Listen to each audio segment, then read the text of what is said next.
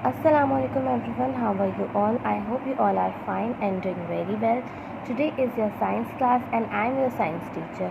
So students, in our previous class हमने हमारा chapter a healthy body की reading and explanation start की थी, कंटिन्यू की थी।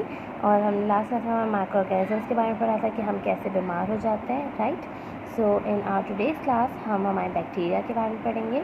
सो स्टार्ट करते हैं। Open your book, page number 30। Bismillahirrahmanirrahim.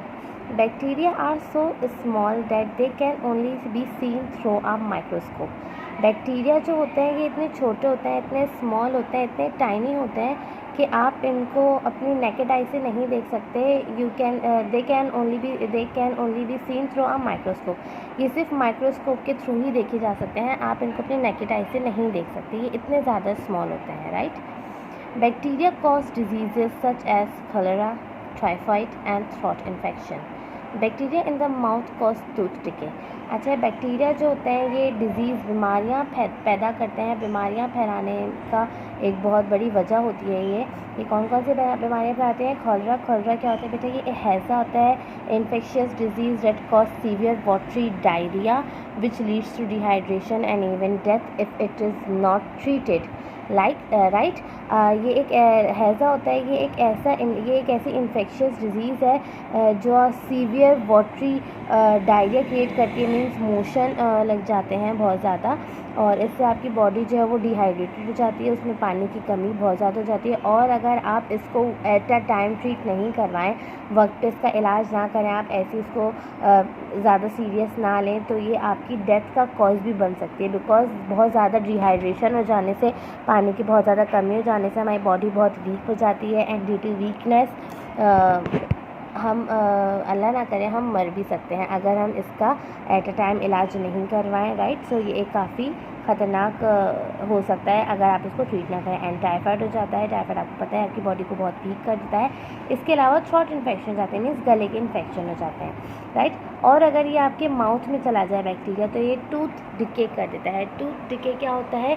ये आपके दांतों को सड़ा देता है, दांत ख़राब कर देता है, जो दांतों में सड़न हो जाती है ये बैक्टीरियल इन्फेक्शन से भी होती है।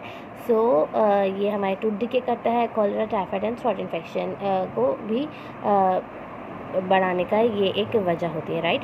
सो coming to the next page, page number 31। Now we are going to read viruses.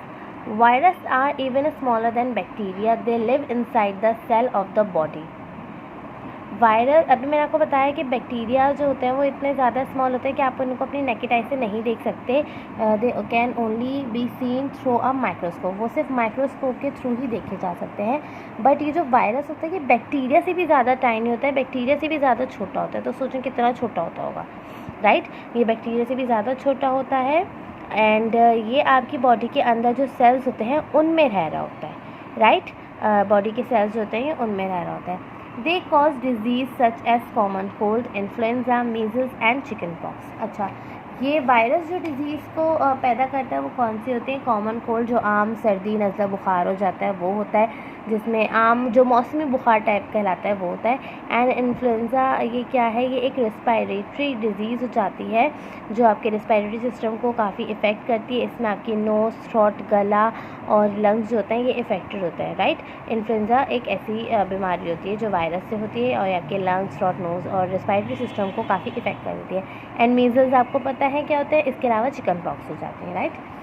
Now we are going to read infection. Infection क्या होता है? Once harmful microorganism get into your body, they reproduce rapidly.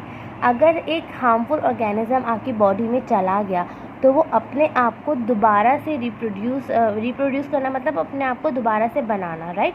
तो अगर एक भी harmful micro organism आपकी body के अंदर चला गया तो वो एक जो होता है अपने आप को इतनी जल्दी रिप्रोड्यूस करता है, इतनी तेज़ी से रिप्रोड्यूस करता है कि थोड़ी देर में वो 1 से 100, 100 से 1000, 1000 से लाखों, इस तरह वो चेंज होता है, राइट।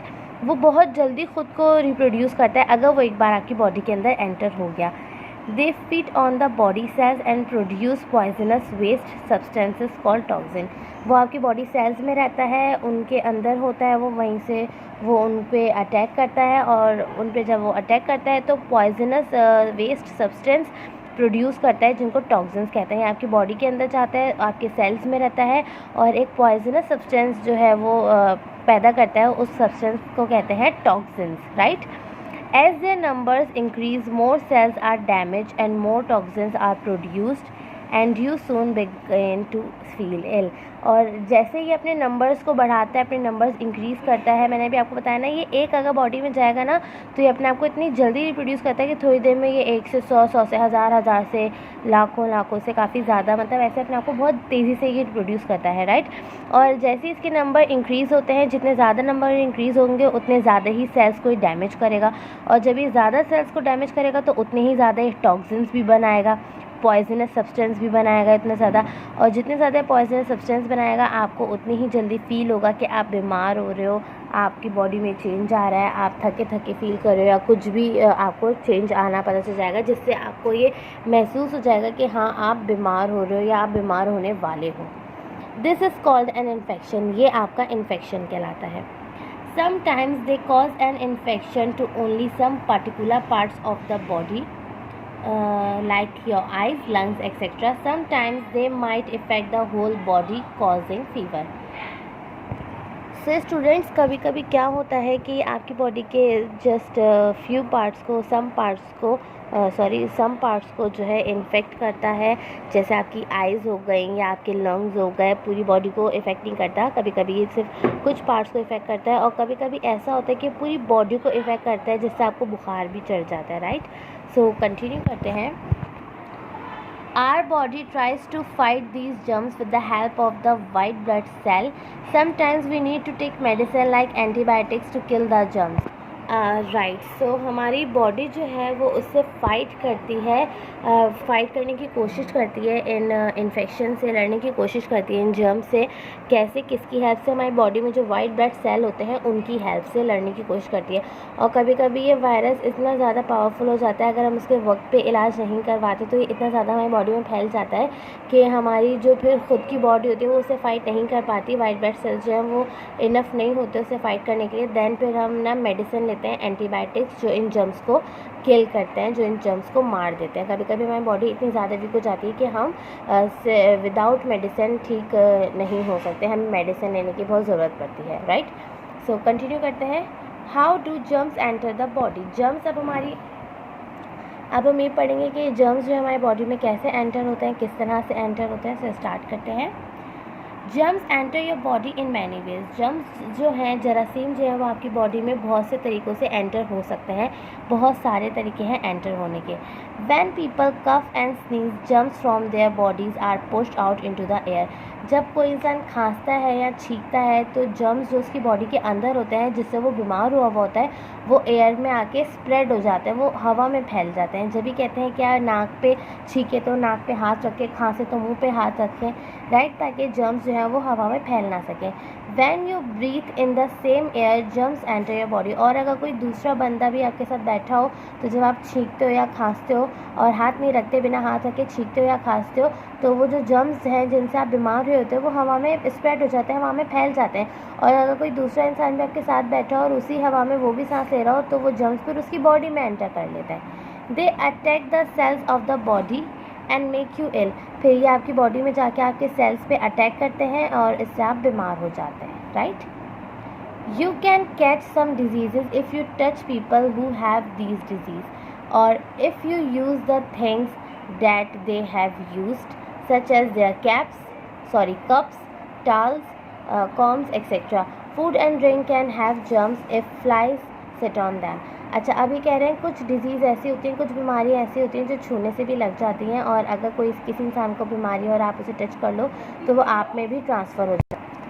तो वो जो डिज़ीज़ है वो आप में भी ट्रांसफ़र हो जाती है अगर आप उस पर्सन को छू लो, या इसके अलावा अगर आप उसकी चीज़ें इस्तेमाल कर लो, जैसे उसने जिस कप से चाय पी है या पानी पिया, अगर विदाउट वॉश किया वही कप यूज़ कर लो। जो टावल वो यूज़ कर रहा है जिससे वो अपना फेस एंड बॉडी को क्लीन कर रहा है या सर को क्लीन कर रहा है, अगर आप उसी से वही टावल आप यूज़ कर लो, वो जिस कंघे से बाल काट रहा है वही कॉम्ब आप यूज़ कर लो, तो इससे भी डिज़ीज़ जो है वो ट्रांसमिट होती हैं one person to another, right. And जो फूड होता है हमारा, जो ड्रिंक्स होती हैं, उन पे भी जर्म्स होते हैं अगर उन पे फ्लाइज बैठी हों। जब भी कहते हैं ढक के रखें, as you can see in this picture कि खाना जो है ये खुला रखा हुआ है और इस पर कितनी सारी मक्खियाँ जो हैं ये बैठ रही हैं और ये फुल ऑफ जर्म्स हैं। जितनी भी फ्लाइज हैं इनके साथ बहुत सारे जर्म्स हैं, इनके लेग्स पे बहुत सारे जर्म्स हैं और ये अगर बैठेंगी तो इसको भी ये बहुत सारा ये फिर फूड जो है खाने लायक नहीं रहेगा, ये काफ़ी ज़्यादा जर्म्स वाला हो जाएगा। सो इससे कहते हैं ड्रिंक्स हो या फूड हो कुछ भी उनको ढक के रखें ताकि फ्लाइज उसमें बैठ ना जाए, और अगर फ्लाइज बैठ गई तो फिर उसमें जर्म्स हैं वो आपके खाने लायक नहीं रहेगा। Germs in food and water can cause food poisoning, और अगर आप ऐसा ही खाना खा लो जो बिना ढके रखा हुआ हो, उस पर फ्लाइज हो या जर्म्स उसके अंदर हो, अगर आप ऐसा खाना खा लो या पानी पी लो तो वो आपको फूड पॉइजनिंग कर देता है, right. So class, this is your today science lecture. Then इंशाल्लाह इन आवर नेक्स्ट क्लास हम रीडिंग को कंटिन्यू करेंगे।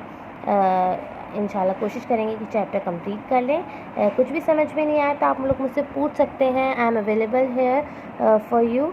सो आप लोग मुझसे पूछिए कुछ समझ में नहीं आ रहा, एंड इंशाल्लाह फिर नेक्स्ट क्लास में रीडिंग एंड एक्सप्रेशन को कंटिन्यू करेंगे। कोशिश करेंगे कि चैप्टर एंड कर लें।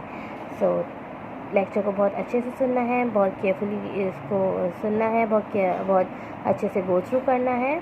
All right, till then take care, stay safe, stay home. अल्लाह हाफिज़।